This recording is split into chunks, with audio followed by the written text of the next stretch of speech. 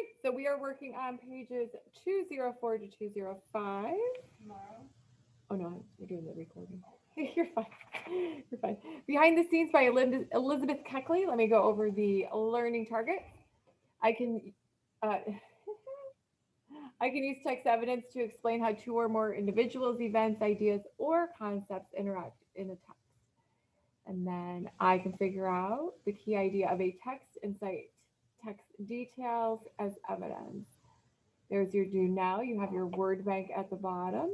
Today's goal. Today we will look for details that help us learn how events can affect the feelings and actions of people we read about. Okay, so you should have on this next slide your definitions that you need to fill in, and please do your own examples for those two words. So let's connect the anchor video and prior reading to the text. John Wilkes Booth has shot President Lincoln. Oh no, right here, sorry. Today's reading tells about the events from the point of view of Mrs. Lincoln's employee, Elizabeth Keckley. Okay, so as you read, I want you to think about the key idea on page 205. And I have that question right here. What news does Keckley learn and how does she feel? Okay. Okay, so let me read this to you. Born into slavery, Elizabeth Keckley bought her freedom and started a dressmaking business in Washington, D.C. She became Mary Todd Lincoln's personal dressmaker and close friend. In her memoir, Keckley shares her memories of President Lincoln's assassination, which happened just days after the Civil War ended. During my residence in the Capitol, I made my home with Mr. and Mrs. Walker Lewis. They were people of my own race and friends in the truest sense of the word. On Friday morning, April 14th, I saw Mrs. Lincoln for a moment. She told me that she was to attend to the theater that night with with the president. Oh, memorable day! Oh, memorable night!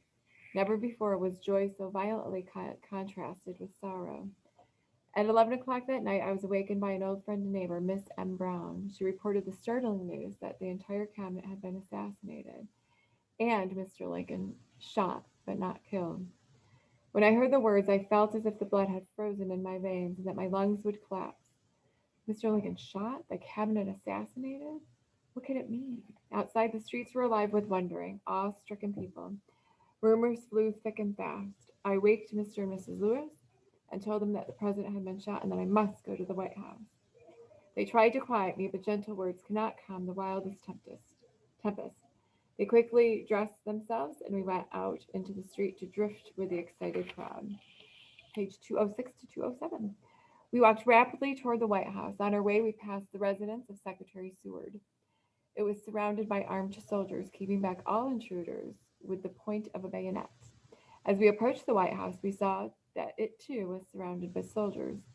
Every entrance was strongly guarded, and no one was permitted. The guard at the gate told us that Mr. Lincoln had not been brought home, but he refused to give any other information. More excited than ever, we wandered down the street. Grief and anxiety were making me weak. As we joined the large crowd, I began to feel as meek and humble as a child. A gray-haired old man was passing. His face seemed so full of kindness and sorrow that I gently touched his arm and begged, Will you please, sir, to tell me whether Mr. Lincoln is dead or not? Not dead, but dying." And with a heavy step, he passed on. Not dead, but dying.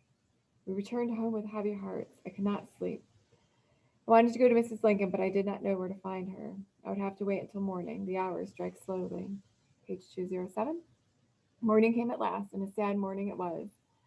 The flags that floated so gaily yesterday now were draped in black and hung in silent folds at half mast.